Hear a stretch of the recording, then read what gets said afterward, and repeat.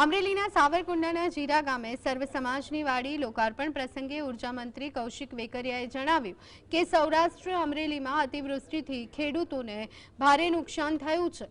અગાઉ મંત્રીઓને સર્વે માટે મોકલ્યા, હવે રોજકામથી સહાય આપવામાં આવશે। ખેડૂતના દીકરા તરીકે મદદ અમારી ફરજ છે।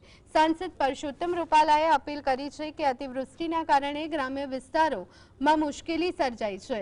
રાજ્ય કેન્દ્ર સરકારના માર્ગોના સમારકામની કામગીરી શરૂ કરી છે। ઉદ્યોગપતિઓ પણ પોતાના ગામમાં યોગદાન આપે।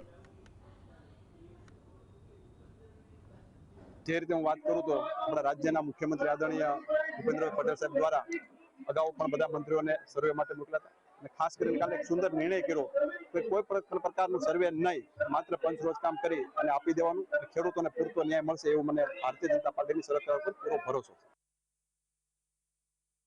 જ્યારે પણ જેવી જરૂરિયાત પડી છે ત્યારે એ જરૂરતને અનુસંધાને હંમેશા મદદ કરવા માટે આગેવાની લીધી છે, આગળ આવ્યા છે।